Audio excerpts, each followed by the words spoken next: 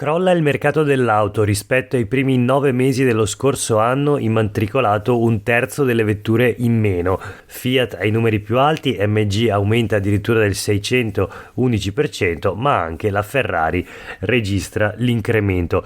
Questo è Sveglia Veneto, il primo podcast dedicato all'informazione vista da nord-est. Io sono Jack Calcetto, oggi è lunedì 17 ottobre 2022. La prima notizia del giorno riguarda il mercato dell'auto, con le vendite in picchiata, il nuovo che crolla del 34%, la fotografia con i dati di settore raccolti ed elaborati dal comparto auto e moto di Confcommercio Vicenza. La notizia appunto sul giornale di Vicenza di oggi. In provincia di Vicenza tra gennaio e settembre è stato messo in strada quasi il 34% di macchine nuove di zecca in meno rispetto allo stesso periodo dell'anno scorso, scrive Carl Zilliken sul giornale di Vicenza di oggi. Sono state in tutto 11.877 le vetture nuove di zecca che hanno iniziato a solcare le strade del Vicentino dall'inizio del 2022, non poche, qualcuno potrà dire, solo che nel 2021 erano state ben 17.983.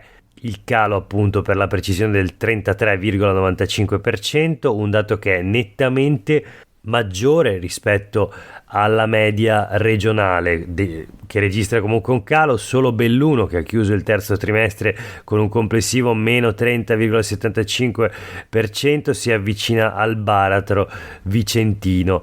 Rovigo cala solo del 19,6%, Treviso e Venezia, così come Verona, del 22% circa, e Padova registra un meno 23%. La media regionale quindi è pari a un meno 25% nella vendita di auto nuove. C'è poi la tabella interessante sugli andamenti del mercato dell'auto, appunto relativo ai diversi marchi. Il risultato migliore lo fa l'MG, appunto con una crescita del 611%. Il dato peggiore è quello di Abarth, che perde il 67% di mercato. Voltiamo pagina e parliamo della guerra in Ucraina. Su due quotidiani locali di oggi, sia sui quotidiani del gruppo Gedi ma anche sul Gazzettino, abbiamo un'intervista a Giulia Schiff, 23 anni, originaria di Mira in provincia di Venezia, ex pilota dell'aeronautica militare, espulsa dopo aver denunciato episodi di mobbing e nonnismo, e arruolata nell'esercito ucraino per combattere come volontaria nelle forze speciali della Legione Internazionale. Dopo mesi di battaglie in prima linea, la ragazza è tornata a casa e ieri pomeriggio è stata a Roma, ospite alla manifestazione per la pace in piazza Madonna di Loreto, organizzata dall'Associazione Cristiana degli Ucraini in Italia. Sul Gazzettino la sua intervista, firmata da Flaminia Savelli: non sono la stessa persona di 7 mesi fa, dice Giulia Schiff, laggiù si sta combattendo la terza guerra mondiale. La mia famiglia mira lunghe settimane di silenzio, il mio battaglione è destinato a zone senza contatto, spiega sempre la Schiff. Sulle pagine dei quotidiani del gruppo Gedi, l'ex allieva pilota dell'Accademia Aeronautica, Schiff al fronte per l'Ucraina senza paura. La 23enne di Mira è tornata in Italia e ha partecipato a una manifestazione a Roma. Se ha ucciso, dice, sono un soldato, ma mai visto però un'arma italiana nel conflitto. In corso il processo per nonnismo ai suoi danni, ricordano appunto i quotidiani del gruppo Gedi.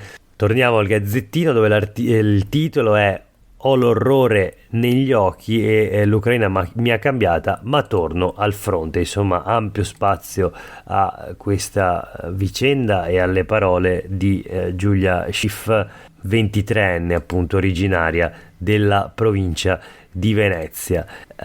Chiudiamo la rassegna stampa di oggi, che per la verità è piuttosto povera di notizie nel nostro Veneto, con un pezzo sulla sicurezza stradale.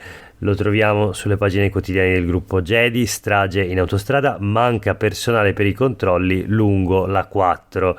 Zappalorto, il prefetto di Venezia, dice ci vorrebbero più pattuglie. Il prefetto auspica la presenza di più agenti e anche il sindacato di polizia punta il dito sulla carenza di personale, dice bisogna tornare agli organici di 15 anni fa. Esperti di sicurezza stradale e sindacati di polizia lo dicono da anni: in strada non si fanno più controlli e le autostrade non fanno eccezione. Qui sta il nocciolo della questione stragi in A4 nel tratto interessato dai lavori per la realizzazione della terza corsia da Cessalto al Friuli. 37 morti da quando sono iniziati i lavori, è previsto che dureranno tra l'altro altri 4 anni. Ci vorrebbe un maggior numero di pattuglie per organizzare più controlli. Queste le parole del prefetto di Venezia Vittorio Zappalorto, riportate nell'articolo firmato da Carlo Mione e Giovanni Monforte per i quotidiani del gruppo GEDI di oggi. La prefettura di Venezia, per quanto di sua competenza, ha eseguito controlli sul fronte antimafia per quanto concerne le ditte appaltatrici, mentre i carabinieri per quello che riguarda la sicurezza sul luogo di lavoro. Per il resto, se la durata dei cantieri non rispetta la tempistica, è il Ministero delle Infrastrutture che deve intervenire sulla società concessionaria. Se non si ritorna a fare i controlli come 10-15 anni fa, non si fermerà mai questa strage. I cantieri e la strada non uccidono, sono i comportamenti di chi sta alla guida la prima causa degli incidenti. Bisogna tornare a controllare in maniera seria i mezzi pesanti. Queste le parole di Diego Brentani, segretario provinciale del sindacato di polizia SIULP. Il numero di pattuglie della stradale che prestano servizi in autostrada rispettano ciò che è stabilito dalla convenzione tra dipartimento e società autostradali, ma da anni questi sono numeri insufficienti e questa mancanza si fa sentire soprattutto in quei tratti in cui c'è un forte flusso di veicoli pesanti. A questo si deve aggiungere che la 4 è interessata dal transito di mezzi pesanti provenienti dall'est Europa. Ecco, per oggi è davvero tutto. Grazie per aver ascoltato questa puntata di Sveglia Veneto. Noi torniamo a sentirci domani mattina. Nel frattempo a tutte e tutti una buona giornata.